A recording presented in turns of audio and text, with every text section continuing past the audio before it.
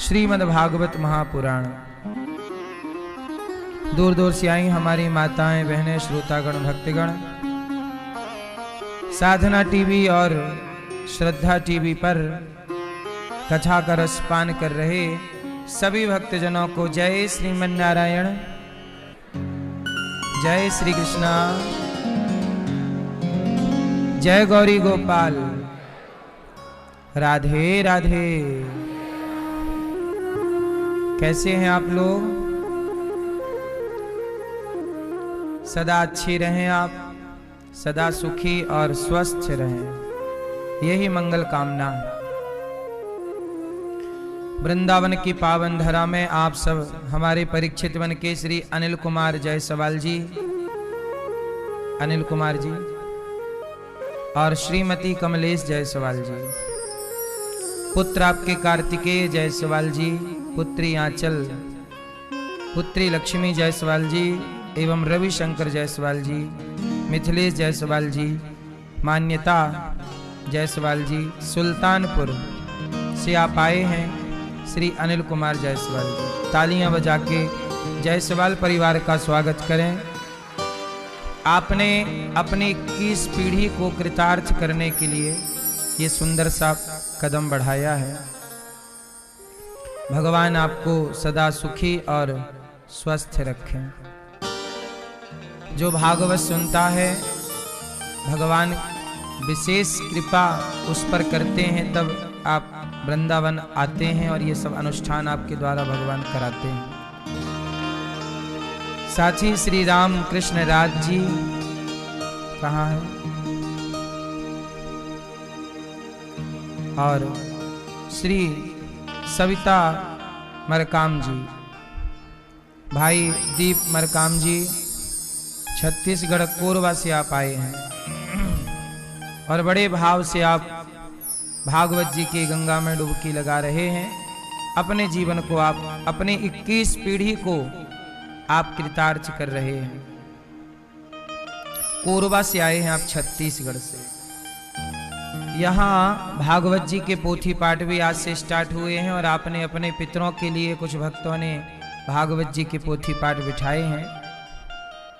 आगामी पोथी पाठ 5 मार्च से 11 मार्च रहेगा, तो आप लोग जिनको भी आगामी पोथी पाठ कराना है तो अपने कल्याणार्थ करा सकते हैं। वृंदावन की पावन धरा, यमुना का पावन किनारा, बिहारी जी की, भगवान श्री कृष्ण की पावन प्राकट्य स्थली ब्रजमंडल और भागवत की कथा।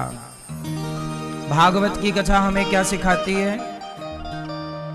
भाग्योदेन बहुजन्म समर्जितेन सत्संगमं च लभते पुरुषो यदा वै।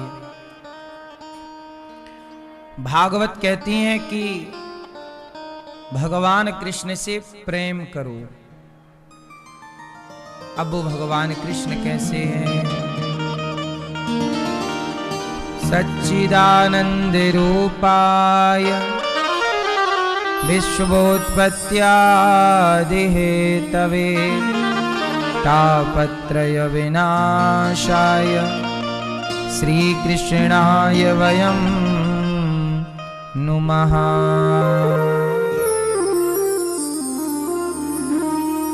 सच्चिदानंद रूपाय, सतचित आनंद भगवान सच्चिदानंद स्वरूप है। भागवत जी में 18,000 श्लोक, 335 अध्याय और 6 अध्यायों की अलग से महिमा है। जो भागवत सुनता है उसका क्या होता है? एक धुंधकारी नाम का पापी था। भागवत जी की कथा सुनो। एक धुंधकारी नाम का कौन था? पापी। वो पापी कैसे था? अपने बाप को मारता। सबसे बड़ा पाप क्या है? अपने पिता को मारना, अपनी माँ को मारना, चोरी करना, पराई स्त्री का संग करना, ये सारे बड़े बड़े पाप हैं। बोलो हाँ। तो धुंधकारी यही सब करता, माँ को मारा, पिता को मारा, पराई औरत के संग रहे, 5-5 वेश्याओं को ले आता, चोरी करता, डाका डालता, किसी बच्चे को मार डालता, कुछ भी जो पाप मिल जाए सब कर लेता, लूट लेता। तो सारे पाप धुंधकारी करता, ऐसा पापी धुंधकारी। और जब धुंधकारी ऐसा पाप करता और जब वो धुंधकारी मरा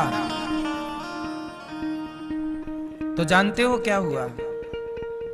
वो धुंधकारी बना प्रेत। क्या बना मेरी मां? भूत बना। ये बच्चा किसका है? संभाल लो, पकड़ के बैठो।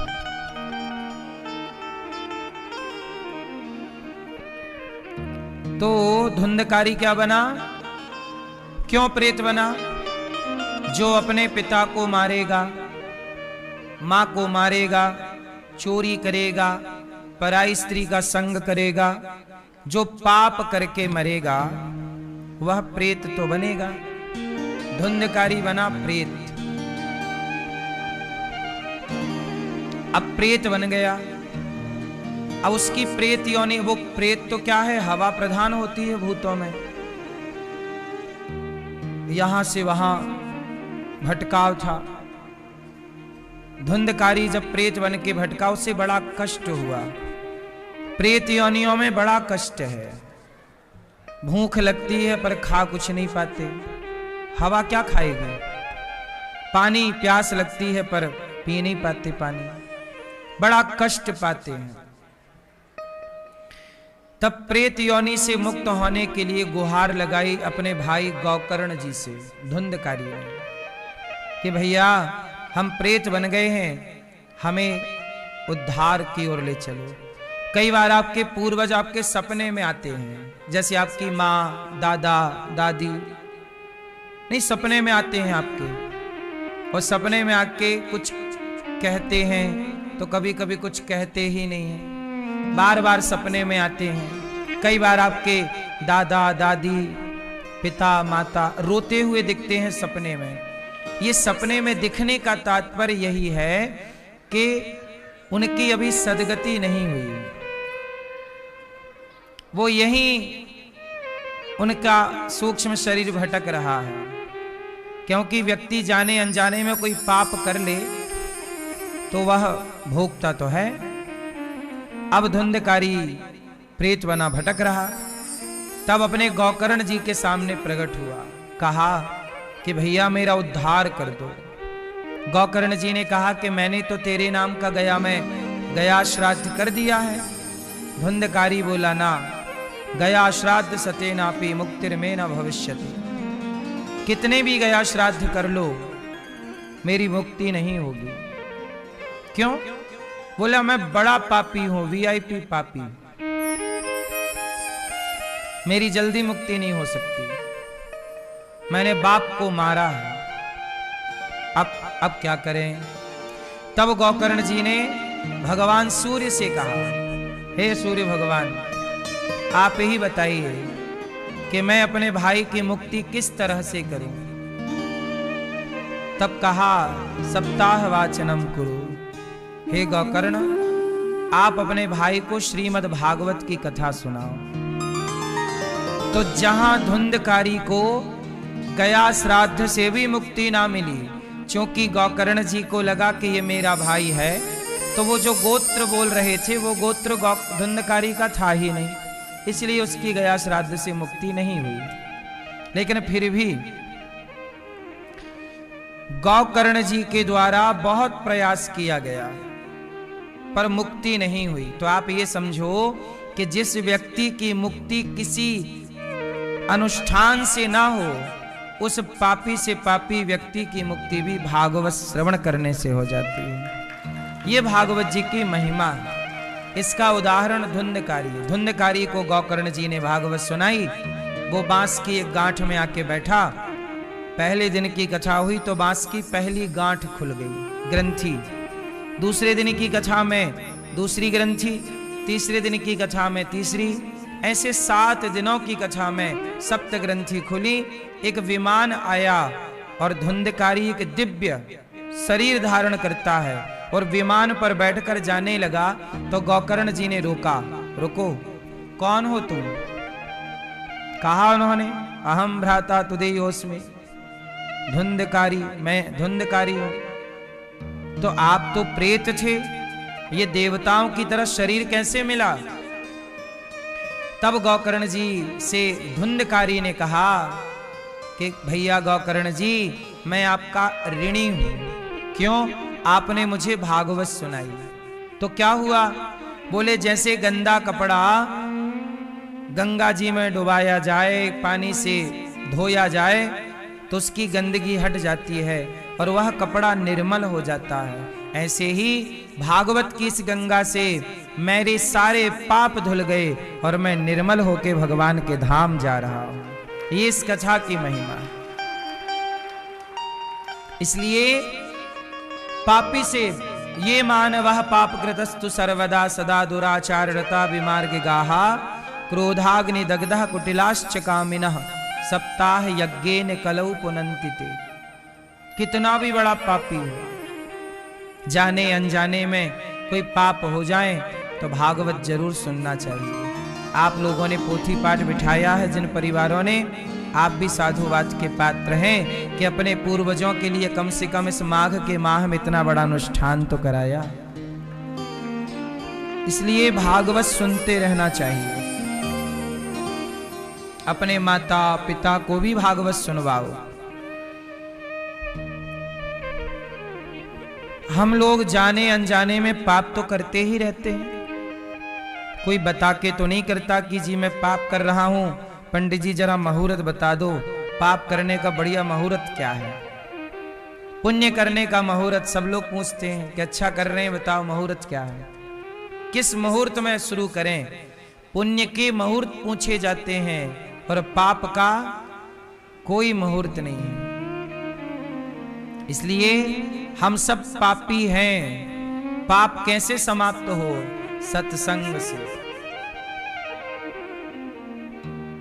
जब नित्य सत्संग होगा, नित्य भगवत चर्चा होगी तो व्यक्ति के पाप मिटते हैं। अच्छा, सत्संग से ना दुख दूर होता है। आप रोज कथाएं सुनिए, नित्य कथाएं सुनिए, आप देखेंगे कि धीरे धीरे आप प्रसन्न रहने लग गए। चिंताएं कम हो गई हैं, टेंशन कम हो गई। क्या फर्क पड़ा? बोले कथा नहीं सुनते थे तो ऐसा लगता है था कि हम कर रहे हैं, कथा सुनने के बाद लगने लगा कि हम नहीं भगवान कर रहे हैं। ये बदलाव आ जाता है। अभी गाड़ी हमारे कंधे पर थी, अब भगवान के कंधे पर है। तो जब तक हमारे कंधे पर थी तो हम चिंतित थे, अब भगवान के कंधे में है तो भगवान जाने और भगवान का काम जाने। हम निश्चिंत हो गए। सत्संग से व्यक्ति निश्चिंत होता है।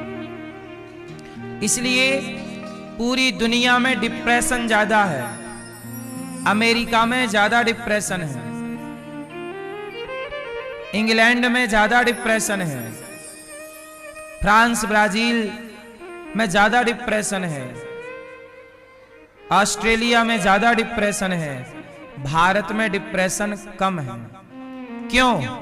जो सत्संग करेगा वो डिप्रेशन का शिकार होगा ही नहीं। ये स्टडी आप कर लेना, अमेरिका, ऑस्ट्रेलिया, इन इंग्लैंड इत्यादि देशों में डिप्रेशन ज्यादा है, तनाव ज्यादा है, चिंताएं ज्यादा है। भारत में इतनी चिंता नहीं है, अब होने लग गई है। क्यों? क्योंकि अब सत्संग लोगों ने, जो सत्संग कर रहे हैं वो यहां भी प्रसन्न है, नहीं कर रहे हैं तो तनाव यहां भी है। तनाव क्या है? चिंता क्या है? चिंता, कई लोग चिंता करते हैं, आप भी करते होंगे चिंता। आप में से कितने लोगों को चिंताएं हैं? जिनको है वो हाथ उठा सकते हैं, है तो बता देना, कोई दिक्कत नहीं है। जिनको है वो हाथ उठाओ, शर्माओ ना, कोई पैसे थोड़ी लगेंगे। ना तो कोई डांटेगा। किसको चिंताएं हैं, टेंशन है? आपको क्या चिंता है? मैया बैठे खड़े नहीं हैं? मैया शोर ना करो मेरी मां, चुप रहो। अब आप बताओ क्या चिंता है? थोड़ा जोर से मेरी मां। आपकी बेटी का, बेटे का? अच्छा, बेटे की मृत्यु हो गई, ये चिंता है। आपको क्या चिंता है बहन? आपने भी हाथ उठाया था। क्या चिंता है आपको? हाथ उठाओ, बताओ। पीछे वाली बहन बताओ, क्या चिंता है आपको? बोलो। मन स्थिर नहीं रहता, ये चिंता है। आपको चिंता है कि नहीं? नहीं। मैया आपको काहे की चिंता बुढ़ापे में हैं? घुटने नहीं चल रहे हैं? मैया को चिंता, घुटने नहीं चल रहे हैं।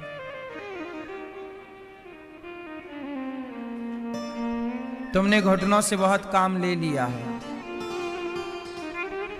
सुनो, आप जितने लोग कह रहे हैं कि हमें चिंता है, टेंशन है, आप लोगों से पूछा जाए कि चिंता किस बात की है। जैसे मैया ने बताया कि इनके बेटे की मृत्यु हो गई, अब इन्हें चिंता है। अब बेटे की मृत्यु तो हो गई, हमारी भी मृत्यु हो ही जाएगी, आपकी मृत्यु भी हो ही जाएगी एक दिन। तो जब हो ही गया तो चिंता करने से बेटा लौटेगा तो नहीं। आपको चिंता नहीं है, आपको चिंता नहीं है मेरी मां, आपको अज्ञान है। मन स्थिर नहीं रहता, यह भी चिंता नहीं है, यह भी अज्ञान है। एक्चुअली अज्ञान ज्यादा है। अज्ञान होने से क्या होता है, हम उनके बारे में सोचने लगते हैं। अब जैसे किसी का बेटा चला गया, अब उन्हें लग रहा कि बड़ी चिंता है। ये चिंता नहीं है, अज्ञान है। बेटा तो चला गया, ये संसार मृत्यु लोक है। यहां जो आता है जाने के लिए ही आता है। इस धरती पे जन्म हो गया मतलब मरना तय है। आ गए ना, जाना तय है। कोई पहले कोई बाद में, हमें भी जाना पड़ेगा एक दिन। अब हम रोएं तो रोने से क्या होगा? काम पूरा करके तो भगवान राम को भी यहां से जाना पड़ा, काम पूरा करके तो भगवान कृष्ण को भी यहां से जाना पड़ा। यहां से गया कौन नहीं। इसलिए इस अज्ञान को मिटा दो कि बेटा चला गया। आया कहां से था? भगवान के घर से। गया कहां? भगवान के घर।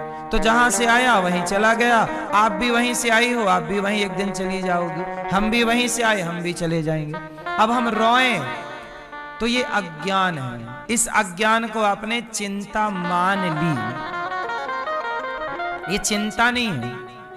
अब जैसे किसी की बेटी का ब्याह नहीं हो रहा है, वो कहे गुरुजी हम बहुत चिंता में हैं। क्या चिंता है? बेटी का ब्याह नहीं हो रहा। ये भी कोई चिंता है? ये चिंता नहीं है। क्या है ये आपका अज्ञान है। कैसा ज्ञान? अरे बेटी के लिए लड़का ढूंढते रहो और भगवान पे भरोसा रखो। जन्म विवाह मरण गति होई, जहां जस लिखा तहां तस होई। तुम कार्य करते रहो, मेहनत करो, देखते रहो। होगा तभी जब ईश्वर को मंजूर होगा। उसके समय के पहले तुम लाख प्रयास कर लो, तो चिंता करने से बेटी का ब्याह हो जाए तो काम कुछ ना करो, करो फिर चिंता करो। चिंता ही से होना हो तो चिंता ही से हो, चिंता से होना कुछ नहीं है। इसलिए अज्ञानवश आपको चिंता है, ये चिंता नहीं है, अज्ञान है। अब कोई कहे गुरुजी हमारा घर नहीं बना, इसकी बड़ी चिंता है, घर नहीं बन रहा है। घर नहीं बनाई ये कोई चिंता नहीं है। घर इसलिए नहीं बना क्योंकि आपने पैसे का सदुपयोग नहीं किया, बचाया नहीं, मेहनत नहीं कर रहे हो। कमाओ, ज्यादा मेहनत करो, पैसे ज्यादा बचाओ, घर बन जाएगा। अब तुम्हारे खर्चे उल्टे सीधे हैं और तुम रो रहे हो कि जी घर नहीं बन रहा है, और चिंता है चिंता है। ये कोई चिंता है? ये मिसमैनेजमेंट है। ये क्या है? मिसमैनेजमेंट, अर्थात मैनेज करना नहीं आ रहा है आपको। आपकी गलतियों को आप चिंता समझ रहे हैं।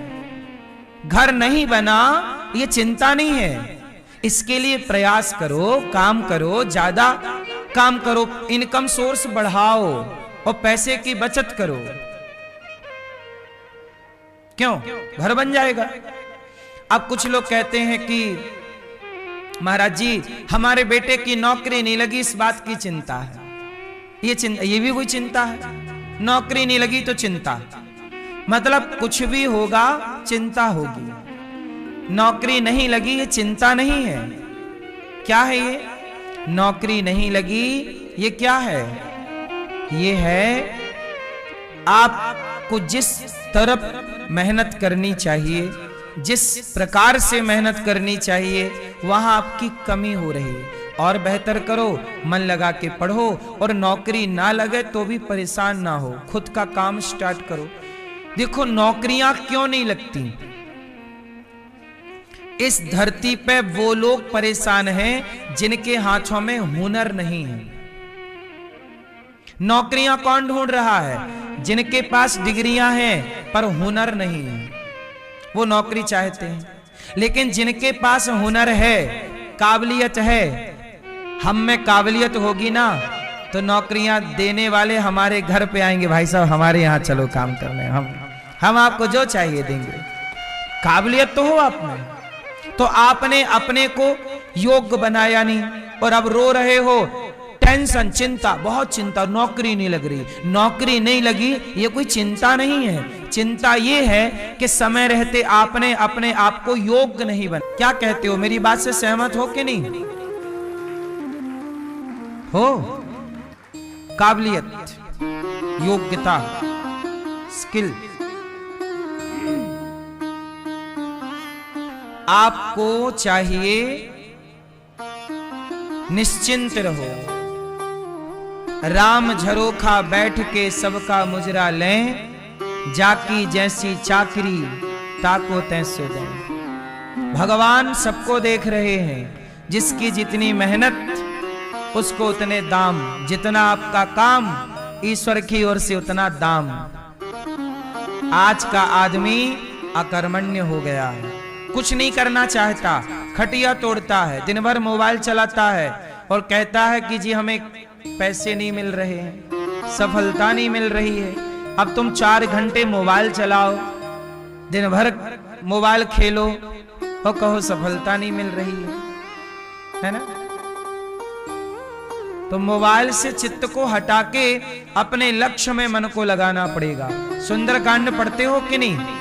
एक चौपाई है सुंदरकांड में। सुंदरकांड में एक चौपाई है कि जब हनुमान जी लंका गए तो मैनाक पर्वत ने रोका, रुक जाइए, थोड़ा विश्राम कर लीजिए, हनुमान जी थक गए होंगे आप। तो हनुमान जी ने क्या कहा? राम काज कीन्हे बिनु मोहि कहां विश्राम। जब तक मैं अपने लक्ष्य को प्राप्त नहीं कर लेता पर्वतराज, तब तक मैं विश्राम। सफलता का मूल मंत्र यही है कि जब तक आपको आपके लक्ष्य की प्राप्ति ना हो जाए तब तक आपको विश्राम नहीं करना चाहिए। उद्यमी बनो, कार्य करते रहो। अब आज के नौजवान लड़के 6-6 घंटे क्रिकेट देखते हैं, 6 घंटे क्रिकेट। जब तुम अपना टाइम बर्बाद करोगे तो तुम्हारे बढ़ने की संभावनाएं कम हो जाएंगी। अभी देखो गर्मी आएगी, सारे बच्चों के एग्जाम क्लियर हो जाएंगे, उसके बाद सारे नौजवान लड़के क्या करेंगे, 2 महीने पूरी गर्मी क्या करेंगे, आईपीएल देखेंगे। बोलो हाँ, 2 महीने तुम आईपीएल देख के बर्बाद करोगे।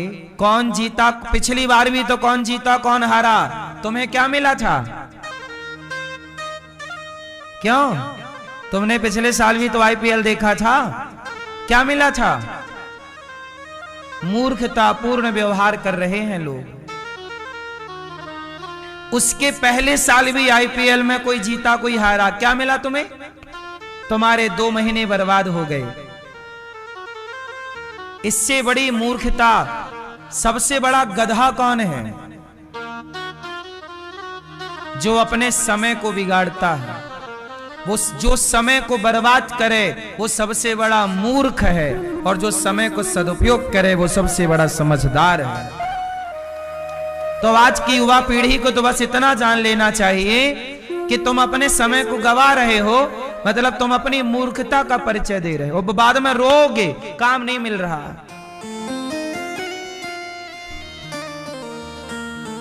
क्यों तुम टाइम वेस्ट करते हो? 2 महीने में जो तुम क्रिकेट देखने में, आईपीएल में टाइम बर्बाद करोगे, उस समय को कुछ अच्छा पढ़ के, कुछ अच्छा अपने लिए सोच के कुछ बिजनेस कर लो। 2 महीने तुम इतना बढ़िया काम कर लो कि 2 महीने कुछ कमा लो, कुछ अच्छा अपने लिए प्लान कर लो, कुछ बिजनेस का सोचो, कुछ व्यापार का सोचो, कुछ 2 महीने में सीख लो, नई चीज सीख लो, नई भाषा सीख लो, कुछ नया ज्ञान कर लो, नई चीज प्राप्त कर लो। अब आपने पाया कुछ नहीं।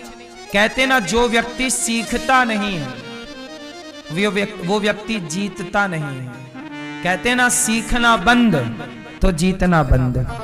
जीत उसी की होगी, जीतेगा वही जो सीखेगा, और सीखेगा नहीं तो काय को जीतेगा। मैं कहीं भी जाता हूं, कुछ भी सीखने को मिलता है मैं सीख लेता हूं। कोई भी काम, जो भी काम आप सीख सकते हैं सीख लो।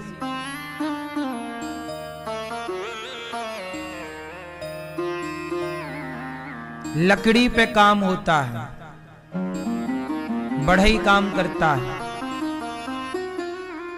आजकल बढ़ई का सारा काम मुसलमान सीख गए, तो बढ़ई बाजार से हट गए, मुसलमानों के हाथ में पूरी लकड़ी का कारोबार है। पीओपी का काम मुसलमान सीख गए। आप अपना घर बनाओ, उस घर के बनाने में 2-4 मुसलमान जरूर आएंगे, कोई ना कोई काम वही करेंगे।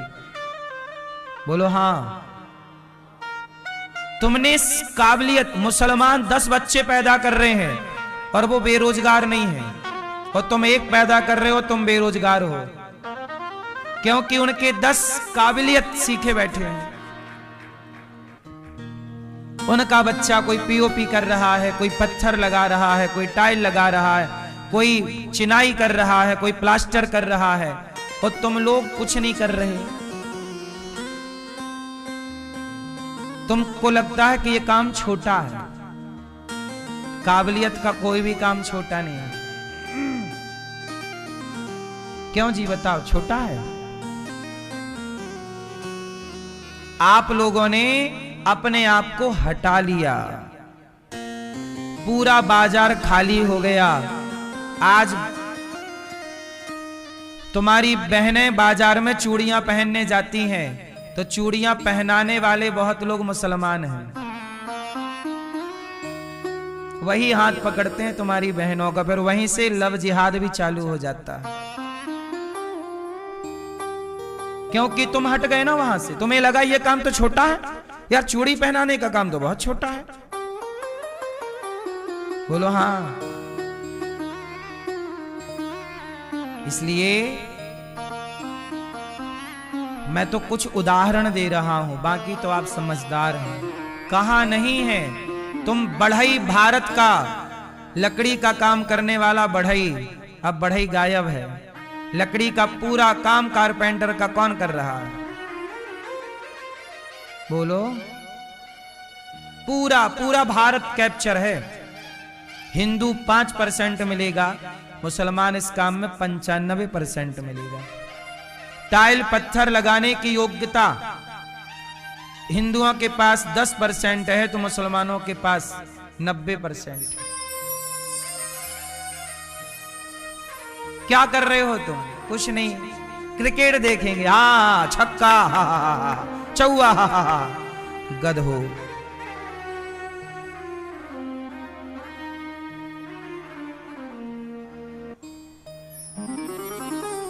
जो समय तुम्हें अपने को काबिलियत में लगाना चाहिए, वो तुम 2-2 महीने बर्बाद कर रहे हो। इससे बड़ी मूर्खता क्या होगी? सनातन का सबसे बड़ा ह्रास क्यों हुआ? क्योंकि हिंदू अकर्मण्य होने लग गया। हिंदू को लग रहा है काम की क्या जरूरत है, 10-20 हजार की नौकरी कर लेंगे जी, बहुत है। अब तुम में क्या काबिलियत है, चलो बताओ।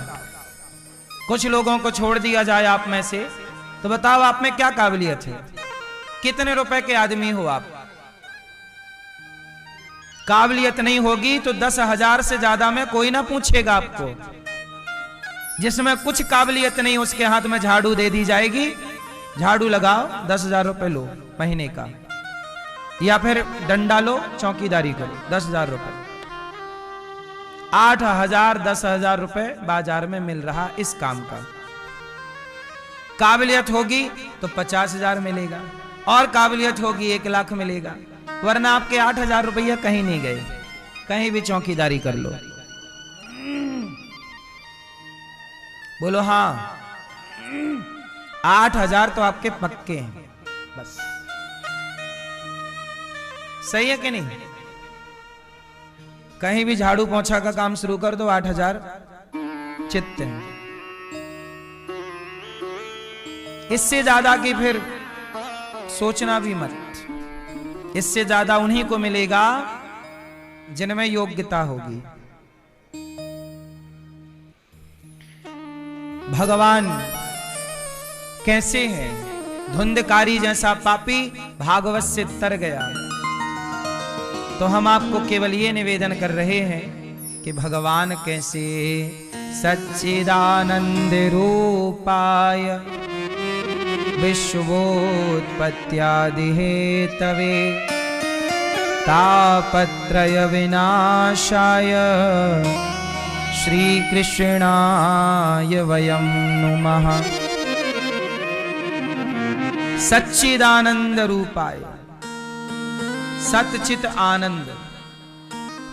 क्या है? सत चित आनंद। सत चित क्या है? आनंद क्या है? तो सत मतलब ईश्वर, ईश्वर सत्य है। उमा कहा हूं मैं अनुभव अपना, सत हरि भजन जगत सब सपना। तो सत, सत हरि भजन, भगवान का भजन ही सत्य है, सत है। चित, चित क्या है? प्रकाश। चित रूप में परमात्मा सबके भीतर विराजमान है।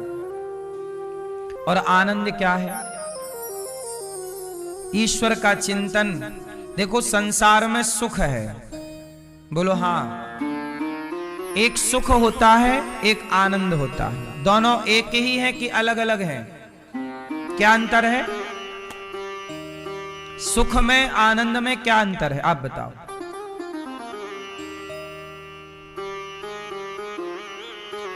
हाँ, टोपा वाले भैया बताएंगे। आनंद में और सुख में क्या अंतर है? दोनों एक हैं क्या? क्या अलग अलग है? एक है।